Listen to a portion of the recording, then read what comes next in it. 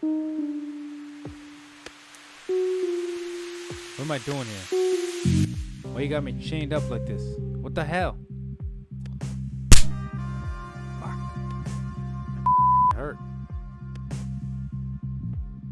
Yo. Oh. God. You're asking too many questions, bub. Didn't we tell you to not stick your nose where it don't belong? Now let's talk to the boss about you. You ain't making out of here alive.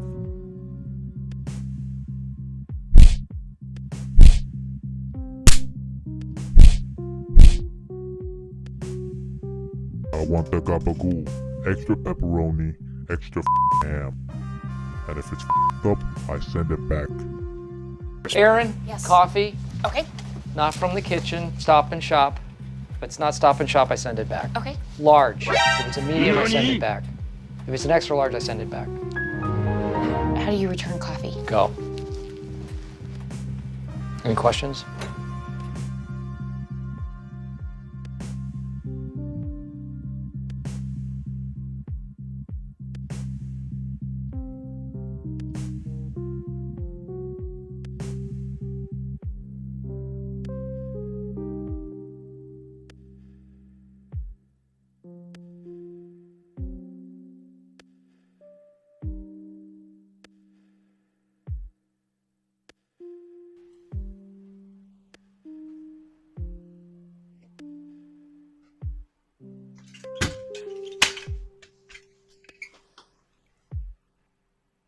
So I heard you were smuggling drugs out here.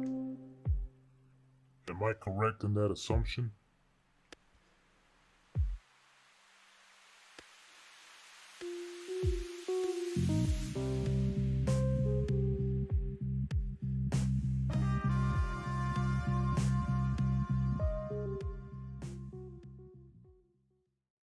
What's up, guys? I'm here to talk a little bit about Backbone, a new well, actually it's been out for a year now, but I'm just now finding this, so to me it's new. Indie game that is releasing for PC, Xbox, Sony, and Nintendo Switch in 2021. It is a noir detective 2D adventure RPG dystopian video game. It is developed by EggNut and being published by Raw Fury, and currently out on Steam in demo version. So please just keep in mind that all of this is just going based off the demo. The demo, I feel like, is a pretty good sampler, so I'm just going to be going off of that. I'm not saying this is not a review or an analysis or anything like that. We're just doing some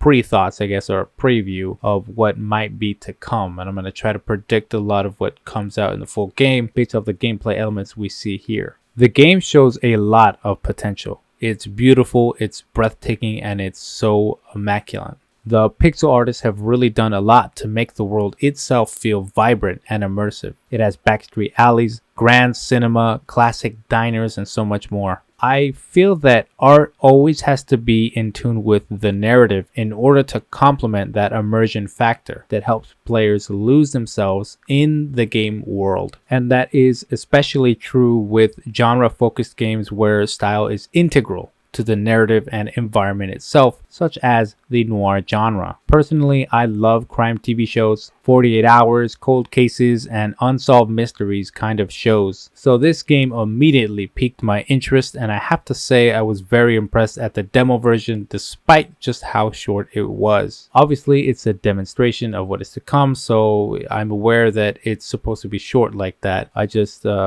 suppose it is a weird kind of a compliment saying that the game was just a demo version was so enjoyable that I wanted, more of that, I guess, flavor. The characters are equally interesting and believable, which makes navigating the world much more fun.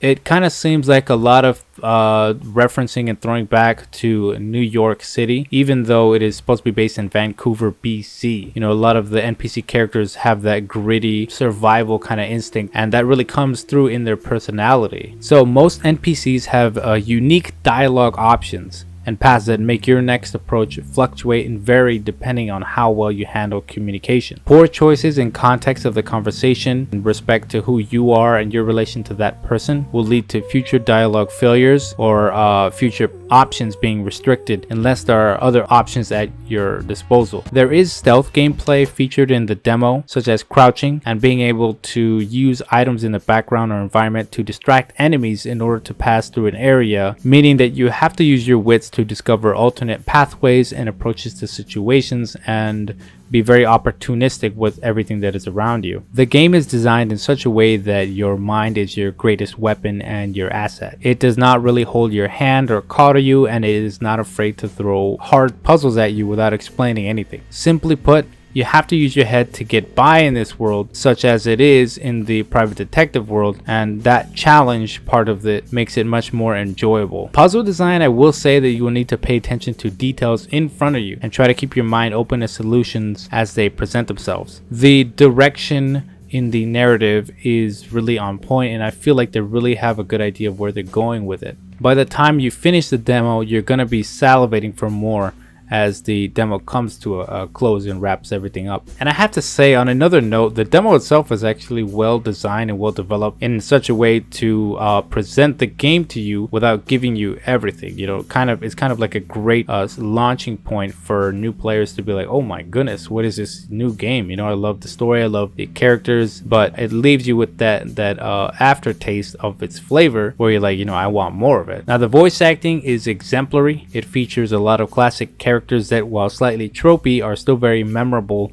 and unique in their own ways. During the playthrough, I only encountered one bug, which was mostly cosmetic, in which an item had turned on but would not turn off, and I'm pretty sure if I reloaded the game, that bug would have been reset. Now, obviously that's an inconvenience, but that was pretty much the only bug that I ran into throughout the entire demo playthrough. I highly recommend following the progress of this game to release, as I see a lot of potential here for something truly unique and refreshing for our time. You know, it usually ends up being the indie development teams that are on the forefront of creating new and innovative games, instead of the largely funded and published by, you know, mainstream studios who are doing AAA games for a larger company.